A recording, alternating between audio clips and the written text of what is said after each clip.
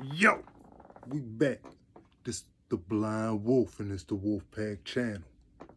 Last time we was talking, I was talking to y'all about how they had just told me about my losing my eyesight, what glaucoma is, and now the doctors they walk away from me. They don't even talk to me no more. They get to talking to COs. So what's going on with me medically, they not even cleared to talk to me about it. I gotta keep this in your mind. You know, this is also something that start messing with you mentally when you got something going on and what's going on with you is really not being addressed to you. Somebody else is taking care of your business because you're a ward of the state. And this is how my life really started to send me through some life changes. So now mind you, you got these COs and you got these doctors signing papers and talking about all this stuff that got something to do with my life. And I'm nearby, but no one is, even considering talking to me about what's going on with me. Now, they finally get me from about the hospital that day, and I go back over to the pen. I go back to my cell. My bunk buddy, he the first person that I actually had a chance to sit down and really talk to. So he like, yo, what's going on, yo? You was gone all day.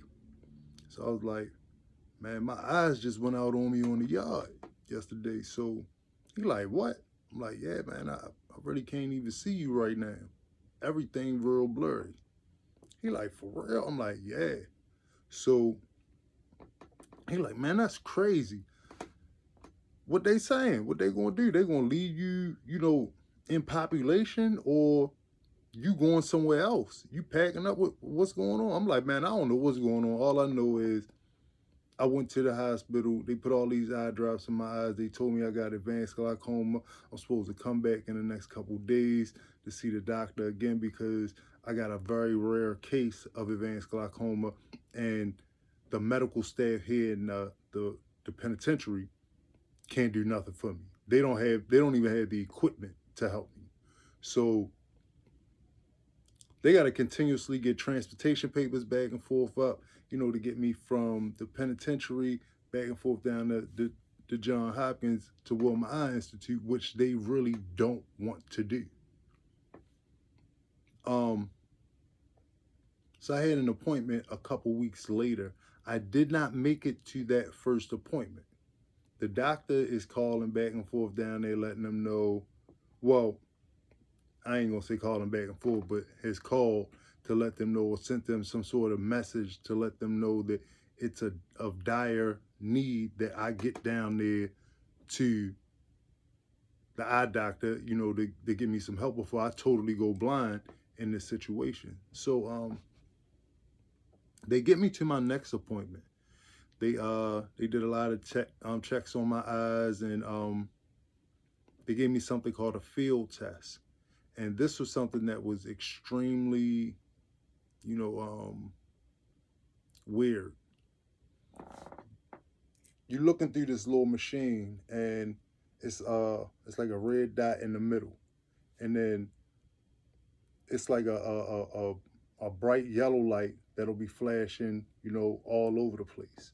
And they want to see how much or how many times you can see the flash. And I missed it so many times, it's not even funny. It's not even funny. So they immediately told me that um, I'm considered legally blind because how centralized my vision had become overnight. This stuff happened to me instantly. It wasn't like, a lot of older people that this happens to because, all right, glaucoma normally happens to people that are in their mid 50s, early 60s. And it's something that comes on gradually. With me, it happened at 28 years old, and it happened just like that. All I had was a bunch of headaches a while before, and I'm thinking that I'm having headaches, but I'm going back and forth to medical, letting them know I'm having these headaches. They giving me Tylenol and ibuprofen, and this stuff is doing nothing for me. So I'm letting them know, all of these things that they telling me, and I'm still trying to, gather all of this information up and let it sink into my head, because this is something that I have to live with. I'm just telling him about this. I gotta live like this. And Chuck Murrow, he really showed himself to be a blessing in disguise. One of the best bunk buddies I ever had in my life. He not only was my bunk buddy, but he became my brother. Like, that became my brother for real. He really looked out for me. He was my eyes, and I didn't ask him to be. He did that because that's his heart. Um, I went back down there to Wilmer Eye Institute, and they're doing all these checks, and they also were trying to fit me for glasses. Basically, like measuring, what type of medicine will be better, suited for me in this particular situation. So they get all this stuff figured out. But mind you, I'm not getting glasses from uptown nowhere. I'm getting ready to get some prison issue specs. And these joints is not pretty. Um, and it took a while for me to get them. It took me like maybe almost 2 months to get my glasses. So from July to like mid-September, I was waiting for those glasses. Um, I go through everything that I had to go through down there at the eye doctor. They set me up for another appointment a couple weeks later. I get back to my cell with my bump buddy, and I get to talking to him about what's going on, and they call for rec. So now I get a chance to really sit down and chop it up with my homeboy and let him know what's going on. So, because the only times that I seen him since this has happened was the day that I came back, and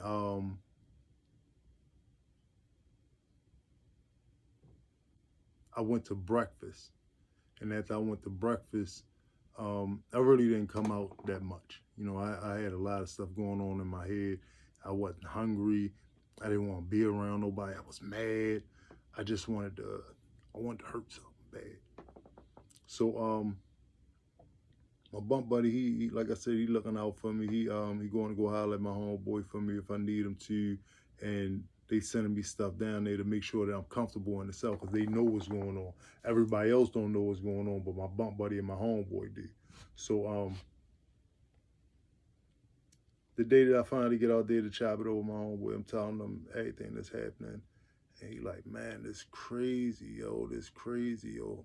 We was just walking and talking, and then you just went blind like that. And I'm like, yeah, man, I don't I don't know how this gonna play out. Like, I'm not trying to be in no hospital, because I've heard horror stories about being in the hospital over the penitentiary.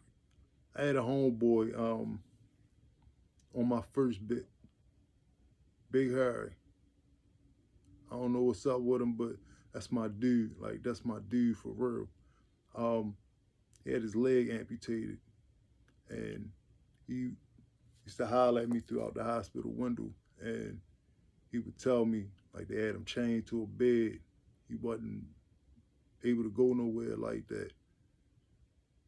I couldn't see myself being like that. So, and that like stuck in my mind. And I don't know this for sure because I've never been in a prison hospital ward. I don't know how it is in there.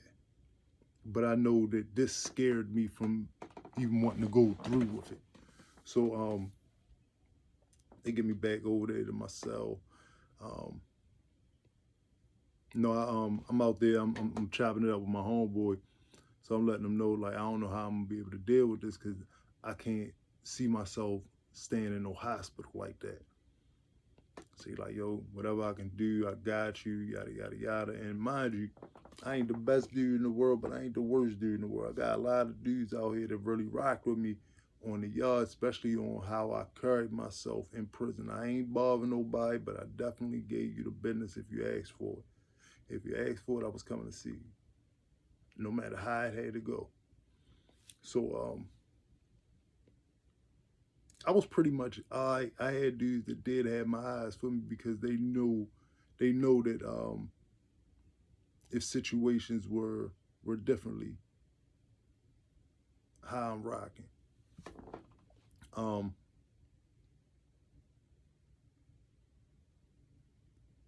Time started to go on. I told you I had another doctor's appointment coming up. I did not make it to that doctor's appointment. So now I know that I had this doctor's appointment. So I'm calling uptown to my family and I'm trying to get them to get a lawyer on this to make sure that I actually get to my doctor's appointments because this is important. Like this is my eyesight, and I don't have time for people playing the. I don't got time for this game. I don't got time to do that when this is your job as a person that works for the Division of Corrections to get these transportation papers and stuff together to get people back and forth to real doctors if necessary. It's money being paid out for this. So my family wasn't really getting on top of this stuff like how it really needed to be done. I don't think nobody was really taking how serious this stuff was. So I finally do get to my next doctor's appointment, and this is a little bit before I got my glasses in September. But by this time, I'm going through like major eye pains. I haven't received any of my medications yet, which I'm supposed to be getting a lot of medications. I told y'all in the first video that when I first went to Wilma Eye Institute, they were putting like 13 to 15 different eye drops in my eyes every hour on the hour for like 17, 18 hours. So when I get back to the eye doctor this time, they're telling me that my pressure is like different levels. Like one eye is one pressure, the other eye is another pressure, and they're both really high, which I need to be taking my medication to keep them stable and at a manageable pressure. Well, the Division of Corrections is not giving me my eye drops, not giving me this pill called Diamox that they were giving me.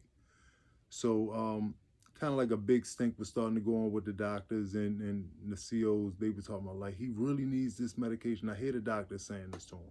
So get back over there to the penitentiary, and within the next couple days, it's the first time that I had all of my medication at one time. After that, I was getting some medications here, some medications there. Sometimes I'll be without this medication. Sometimes I'll be without that medication for a long time. And it was quite a few different eye drops in the beginning that I had to take consistently, but I was not getting my medicine. Um, Make a long story short, which I can't because this is very long. This is my life. Um, this continued to go on and it made my eyesight deteriorate more and more, and it was happening fast. um, I would say like around October, I'm kind of like getting my mind a little bit more adapted to how I can maneuver and move around, because when this first started happening, I told y'all my bunk buddy Chuck Murrow, he became my eyes for me. He would let me know when I'm close to the steps. um, like he was right there with me. He would let me know when I'm too close to somebody in line in the cafeteria. Um, when I tell you this guy was what you call a comrade, he rode it out with me. He rode it out with me, and I thank Allah for the people that came into my life, because I had a lot of people like this that was just there. So I'm finally starting to, like learn my steps and all these different things. And now I'm able to navigate the penitentiary kind of sort of blind. And my story gets weirder and weirder as this goes on. This is one of the hardest things in the world I had to deal with is blindness. Advanced glaucoma is a very serious disease. It causes extreme pain, not just physically, but mentally. When you're born being able to see, you want to keep being able to see. When you start getting older and, you're accustomed to being able to use your eyes feel like they work so well, and then they just go out on you. That's a whole nother feeling for you to have in life. I don't want that for any of you guys out there. All you young guys and young ladies that's getting into trouble, these are the things that you might have to look forward to. It might not be somebody that do something to you. It might be just the simple fact that you're not being cared for that could destroy the rest of your life. But then that's a mindset too. Because if you let something like this stop you, which it has done to many people,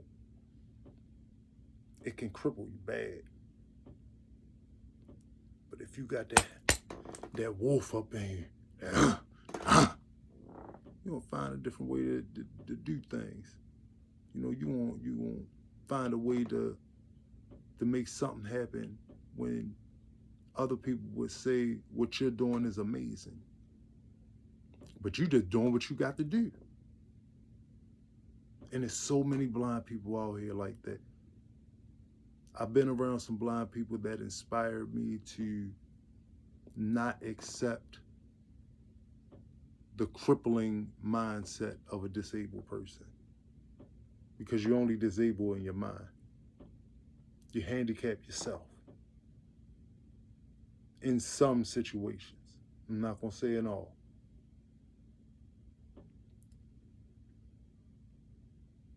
But it depends on the fortitude that's inside of you to make sure that you're going to ride it out and make it to the next level in your life. Like I said to y'all before, remember the 5 P's. Proper planning prevents poor performance. And I didn't know some of the things that I was doing in the penitentiary, years before this, catching my other little bits, was preparing me and strengthening me for something much harder to deal with in life. But like I said, Allah blessed me to be strong, to not be the type to just back down and, allow life to crush me. I'm still gonna live.